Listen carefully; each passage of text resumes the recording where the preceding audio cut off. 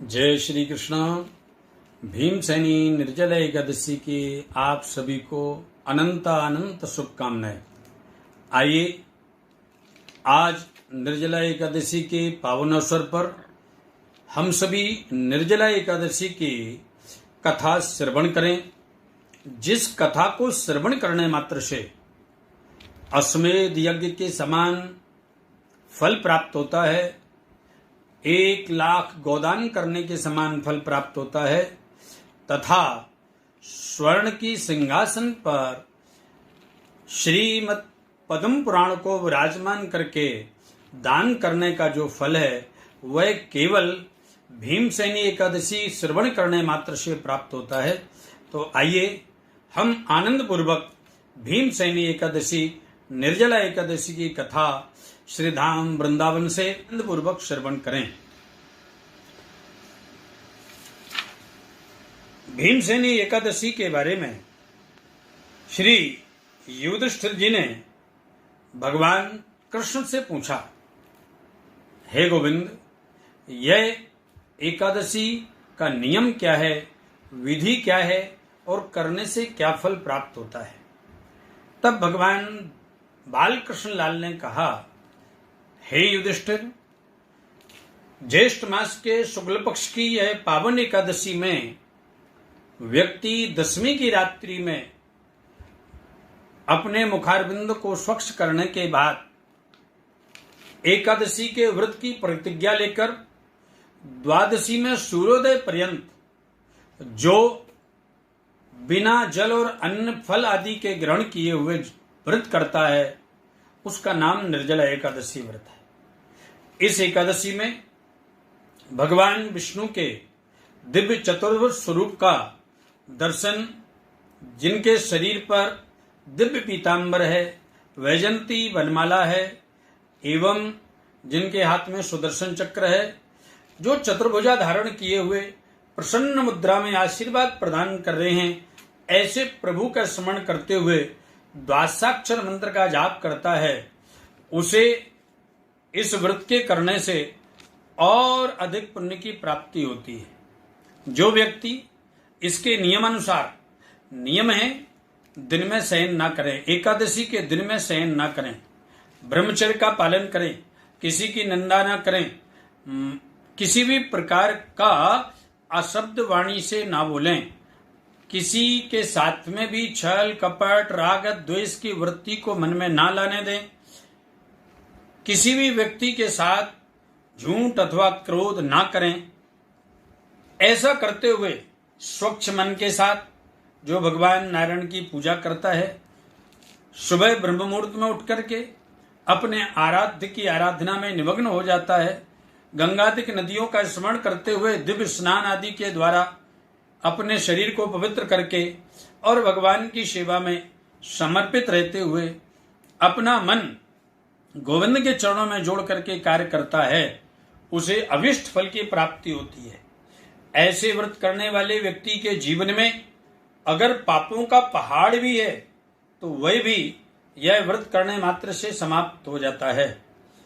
इस व्रत के करने से व्यक्ति के जीवन में अगर किसी भी कारण से माता पिता का अनजाने में अनादर हो गया, गुरु का अनादर हो गया, कभी चोरी कर ली, किसी वृक्ष को निरर्थक विच्छेदन कर दिया, काट दिया, किसी भी प्रकार से किसी का ऋण ले लिया लेकिन ना दे सके, तथा जब व्यक्ति किसी भी प्रकार से दूसरे का अनादर कर देता है, उन सभी बड़े से बड़े पातकों से भी निवृत्ति मिलती है।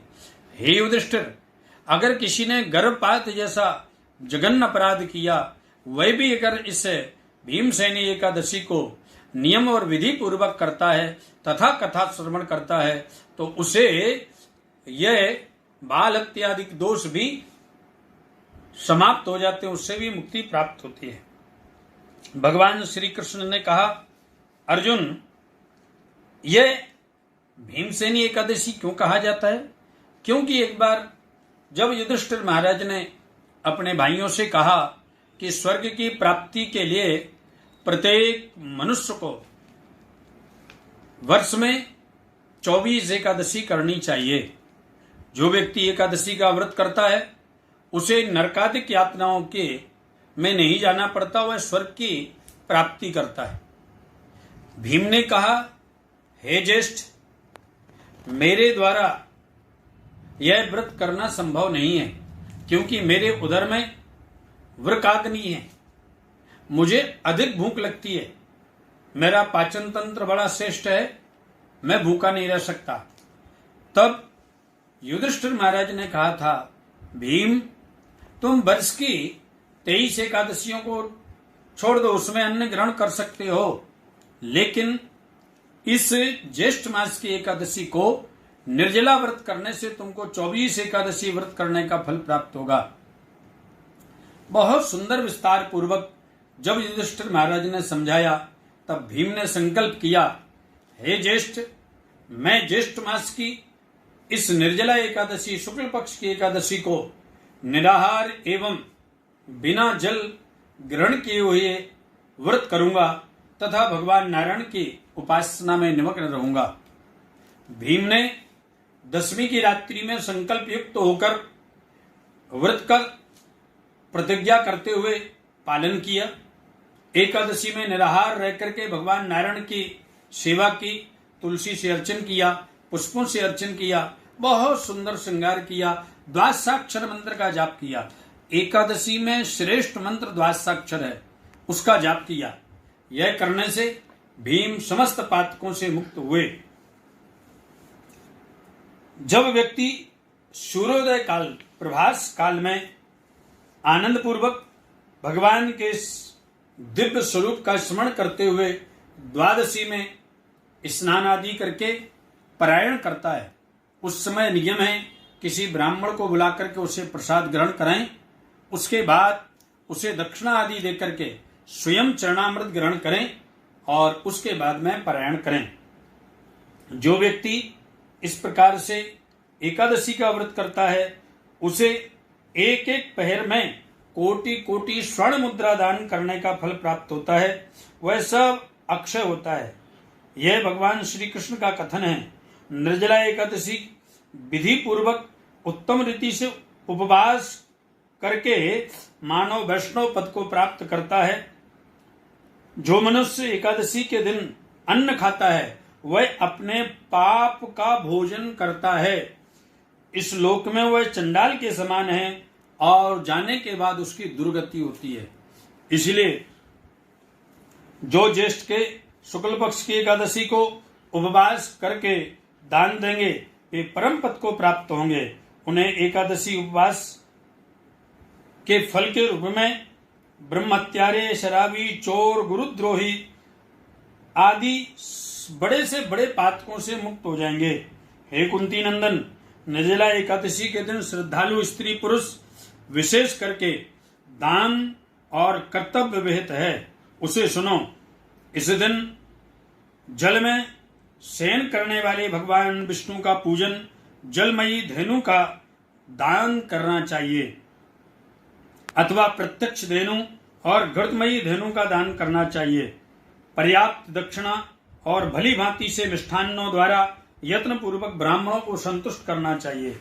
ऐसे करने से ब्राह्मण अवश्य संतुष्ट होते हैं और उनके संतुष्ट होने पर श्री हरि मोक्ष प्रदान करते हैं। जिन्होंने शम, दम, दयादान में प्रवृत्त हो श्री हरि का पूजन करके रात्रि में जागरण करते हुए निर्जला एकादशी का व्रत किया है, उन्हें अपने साथ ही बीती हुई 100 पीढ़ियों को और आने वाली 100 पीढ़ियों को भगवान वासुदेव के धाम में पहुंचा दिया। निर्जला एकादशी के दिन अन्न, वस्त्र, गौ, जल, सैया, सुंदर आसन, कमंडल और छाता दान करने का बहुत बड़ा विधान है। इसके लिए कहा है, एकादश्याम दिने योन्नम भुंक्ते पापम भुनंक्षिषा ये लोके च चंडालो मृत प्राप्नोति दुर्गतिम। और दान के बारे में कहा है, अन्नम वस्त्रम तथा गावो जलम शय्यासनम शुभम कमंडलुस तथा छत्रम दातव्यम निर्जला दिने। इस प्रकार के दान करने का बहुत बड़ा फल प्राप्त होता है। जो ज्येष्ठ एवं सुपात्र ब्राह्मण को जूता दान करता है, वह सोने के विमान में बैठ करके स्वर्गलोक में भक्ति पूर्वक स्थान प्राप्त करता है, प्रतिष्ठित होता है। जो इस एकादशी की महिमा को भक्ति पूर्वक सुनता है, उस व्यक्ति को भी स्वर्ग की प्राप्ति होती है। तथा एकादशी के दिन घड़े में जल भरकर उसमें मिष्ठान रखकर और फल रख करके किसी ब्राह्मणों को दान करने से भी विशेष फल होता है। उसका मंत्र है देव देव ऋषिकेशा संसारणव तारकम उदक कुंभक प्रदानेन नयमाम परमाम गतिम। हे प्रभु, हे देव, हे महादेव, इस संसार रूपी सागर को पार करने के लिए मैं यह कुंभ कलश के साथ जल अर्पित कर रहा हूं। आप मुझे इस भव सागर से पार करने की कृपा करें। प्रभु कृपा करते हैं। जो इस कथा को प्रेम पूर्वक सुनता है तथा धूप दीप नैवेद्य से पूजन करता है, वस्त्र दक्षिणादि दान करता है, श्रद्धा पूर्वक प्रणाम करता है, उसकी समस्त मनोकामनाएं पूर्ण होती हैं। आप सभी ने एकादशी के व्रत की दिव्य कथा को श्रवण किया। सनातन भक्ति पथ चैनल पर इसी प्रकार से आप कथाएं सुनते रहें और इस चैनल को सब्सक्राइब करें, अधिक से अधिक शेयर करें, जिससे ज्यादा से ज्यादा लोग इस कथा को सुन सकें। शेयर करने से आप भी पुण्य फल के भागी बनेंगे। जय श्री कृष्ण, जय श्री।